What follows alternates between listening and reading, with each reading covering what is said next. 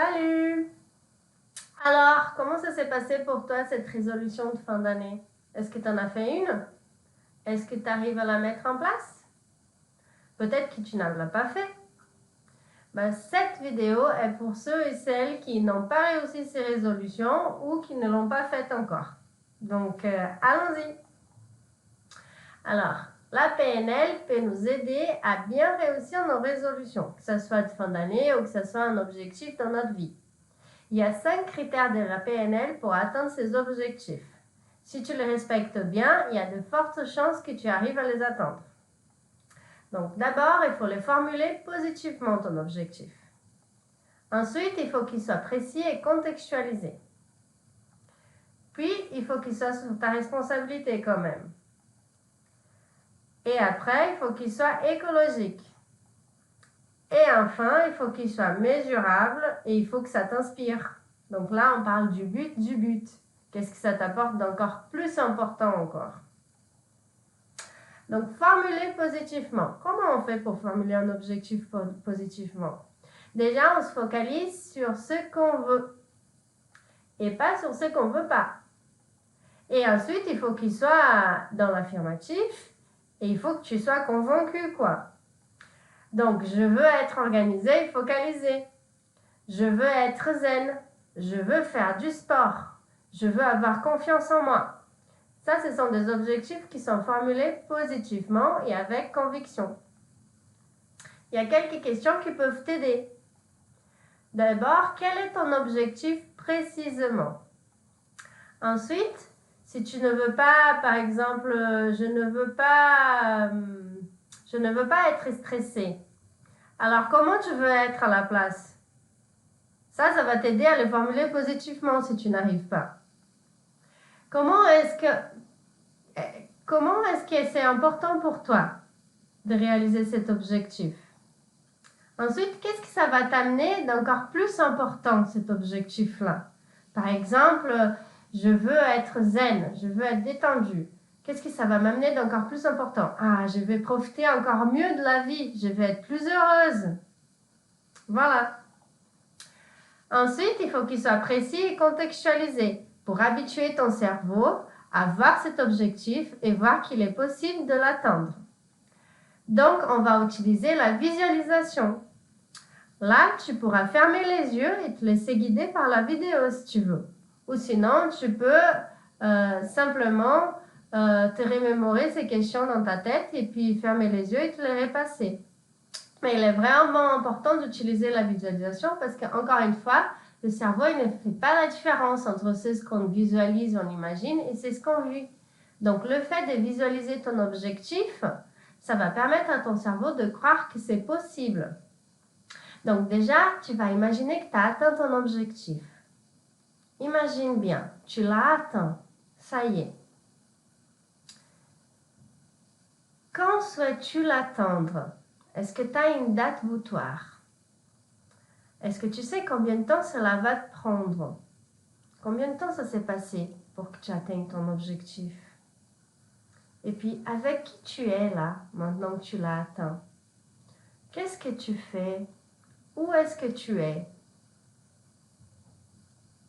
Quels sont les avantages pour toi ou pour les autres d'avoir atteint cet objectif?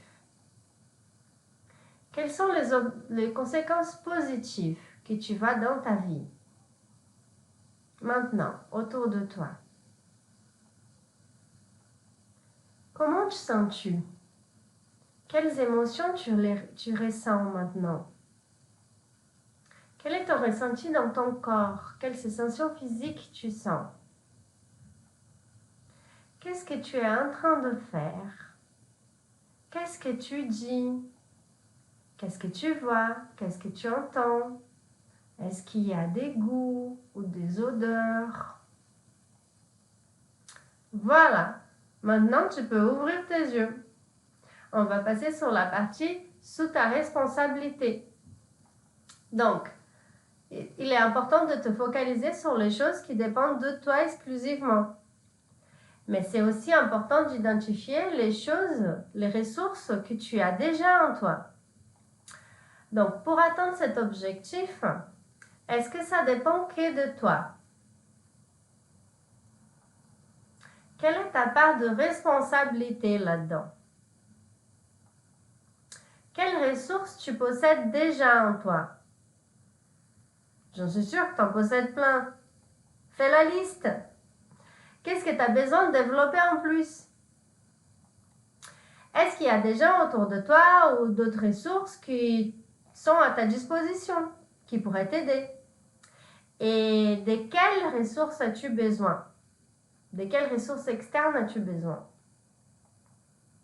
Quelles sont les actions que tu vas mettre en place maintenant pour réussir ton objectif?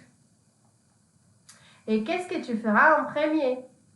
Et là, c'est très important dans ces deux dernières questions de bien noter les actions que tu vas mettre en place et de donner de préférence des dates.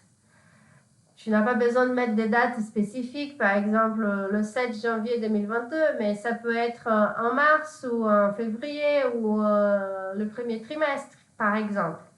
Mais mets-toi des dates, des échéances et des actions que tu vas mettre en place pour réussir ton objectif. Et aussi, note bien qu'est-ce que tu feras en premier. Quel sera le premier pas que tu vas prendre pour ton objectif. Pourquoi? Parce que pour le cerveau, le plus difficile, c'est commencer quelque chose. Une fois qu'on a commencé, le cerveau a une espèce de mode automatique qui va te forcer à le terminer. Donc, fais le premier pas, note ce que tu vas faire et fais-le. Ça va t'aider à continuer dans cette démarche. Ensuite, il faut vérifier si c'est écologique pour toi. Donc, qu'est-ce que ça veut dire écologique? Ça veut dire, est-ce qu'il y a des inconvénients à changer? Est-ce que c'est vraiment bon pour toi ce que tu veux? Donc, quel est l'inconvénient de changer, d'atteindre l'objectif? Ça peut être un inconvénient pour toi. Est-ce que tu vois un inconvénient de changer et d'atteindre cet objectif, toi? Et s'il y en avait un, pose-toi vraiment la question. Et s'il y en avait un, quel serait cet inconvénient? Et pour ton entourage, est-ce qu'il y a un inconvénient? Et s'il y en avait un? Et pour d'autres personnes, et s'il y en avait un inconvénient? Bon, si tu as identifié un inconvénient, tu peux te poser cette question maintenant. Vu que tu veux atteindre cet objectif et qu'en même temps tu vois cet inconvénient, qu'est-ce que tu veux faire maintenant? Qu'est-ce que tu veux? Et là, soit tu réponds maintenant et tu trouves une solution pour à la fois atteindre ton objectif et à la fois contourner cet inconvénient, soit tu peux recommencer par l'étape 1 en reclarifiant ton objectif.